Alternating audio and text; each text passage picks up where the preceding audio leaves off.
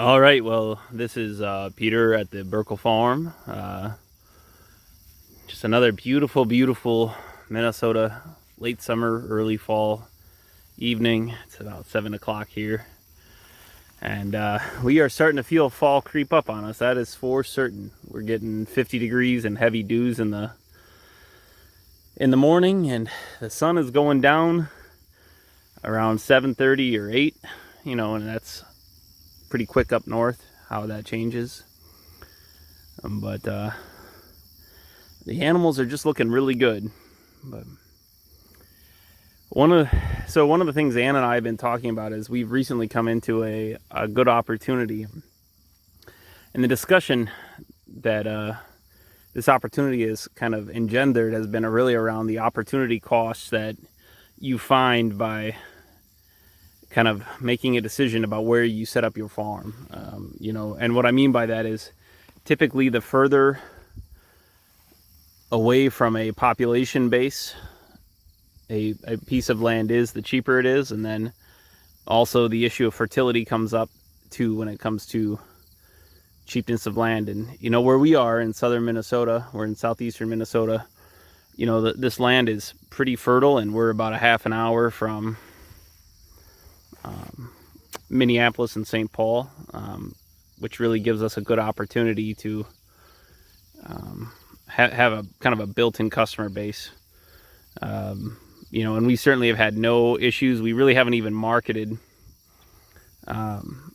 We've just been selling word of mouth so far. And I'm sure that will change as we expand past a certain saturation point. But so this came up because we recently finally, after pushing all summer, I've been knocking on doors and making friends and annoying neighbors and looking for some more land to rent, and even kind of offering the going rate for row crop prices, which is significantly higher than pasture. I have had, very little success, but we finally have an agreement for our first piece of land, and I would call it periphery land, meaning it's just kind of land on the edge of some a really nice fellow's farm. He's really good to me. I help him out here and there, and I buy hay from him. In fact, all this hay here I bought from him this summer. Side note, I am curious to see what these sheep do. I'm hoping they won't be interested in this hay at all with all this good green forage. And you can tell, we have clover and a little alfalfa. This is all timothy, brome, orchard grass. And there's some weeds up there, which is interesting because they are going up there first and foremost. And I see I have one lamb here nipping on this, so I might have to fence off this hay so they leave it alone. But I kind of want them to clean up the weeds around that hay a fair bit. We'll have to see. I position bales all over the farm just where I can unroll them in the winter, so I'm not trying to get a four-wheeler stuck in a foot of snow type of a thing. So anyway, back to land. We've got our first lease starting next year, and it's just a small portion of this gentleman's farm. And it's in my opinion, it's a wait. Let me see what he wants to see what I'm going to do. And that tension was kind of brought forth by that difficulty we had with finding a lease, and then kind of watching some other folks that are in different parts of the country, or even in, take George Heller up in northern Minnesota. The prices up there and the availability of land is really something. But he has a different set of opportunity costs up there, in the sense that, the soil up there is a little more difficult. It's going to take more years to heal that up with sandy soil like that, to build up organic matter. This field we're in right here, I just broadcast seed out in the fall, and it came up in the spring. Just that's the advantage I have of basically being just north of Iowa. It's a fertile area. But I would imagine, and I haven't really talked to George about it, but that the opportunity cost is just the remoteness of the area, and marketing your product and finding people willing to make that drive. And he does have he has nice looking animals. There's no doubt about it.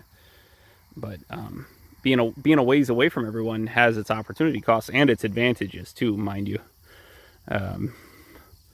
So yeah, we have some exciting things coming up here at our farm. We're going to be expanding into another piece with the hope of really bringing it back to life. It was a field that was basically used for this farmer's dairy cows to have a place to turn out, and so it's a little pugged up, so we're going to have to do what we don't want to do, which is disc it and flatten it out and get some good seed in there and let it heal back up over the course of a couple of years. And I just got a big order of timeless fence posts from a fella it's a supplier, I think it's called Ash Supplies in Wisconsin.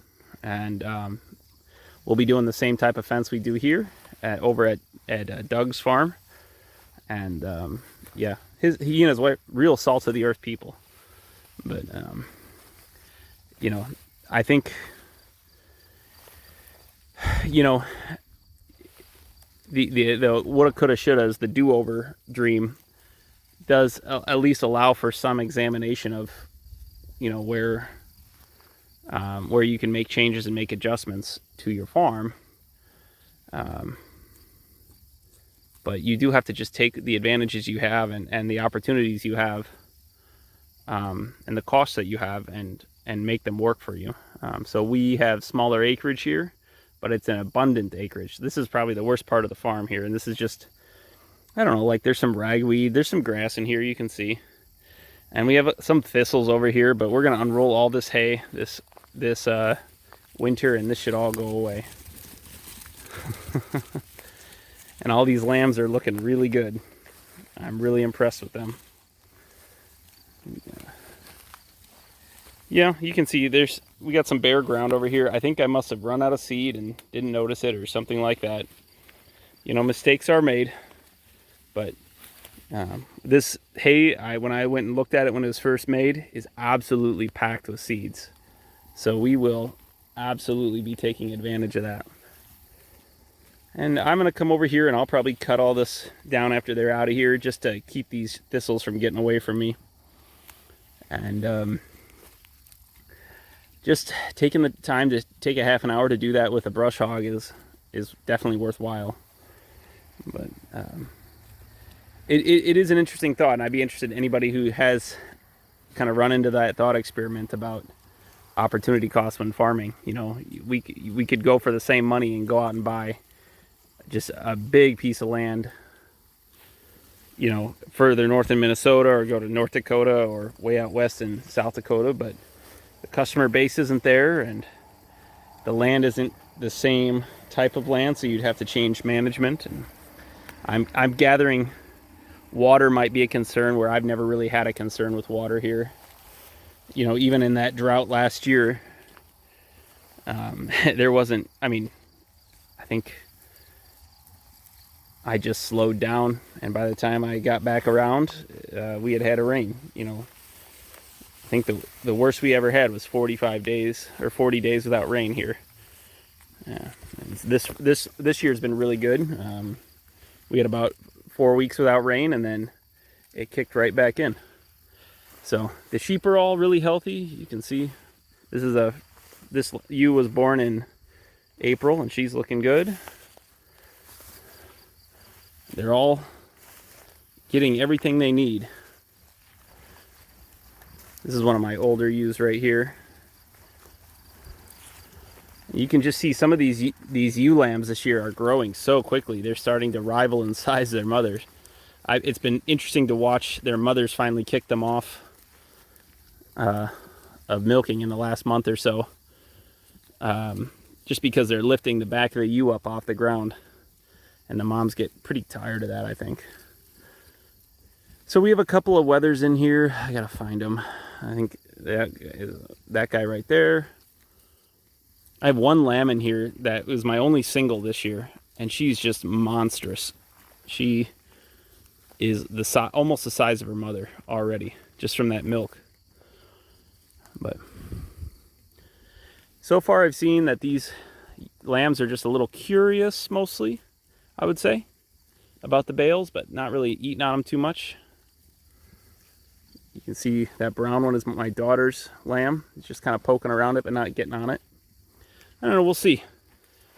I have some more bales kind of scattered around, and if I need to start fencing them off for this rotation, I guess I had better. But all right, well, hope you all have a good night. Leave your comment down below if you've made changes to your farm based on those opportunity costs, something like that. I don't know. All right, good evening. Bye. All right, well, it is the next day after having them in this paddock, and they ate some of this down pretty good, but I guess this is my lesson learned. They were picking at the hay bales, so I'm gonna have to start fencing them off as I move through the rest of the paddocks that I've placed them in. It doesn't look like it's too bad. It looks like it's just this one and maybe this one a little bit. Everything else looks relatively untouched, but yeah, you can see they're kind of picking at it, and they're using them for shade too, but that is not what we want for our winter hay crop. The hay still looks nice and green inside. I guess that's good. We're gonna get these guys moved around and do a normal paddock move. There's not much to it, but I'm gonna come through and mow all this out so that this winter when I unroll all this hay, we'll swipe that down right there, and then hopefully that hay will put down enough carbon and seed so that we can get after it. But that is a failed experiment, but that's all right. Now we know. But all right, have a good day.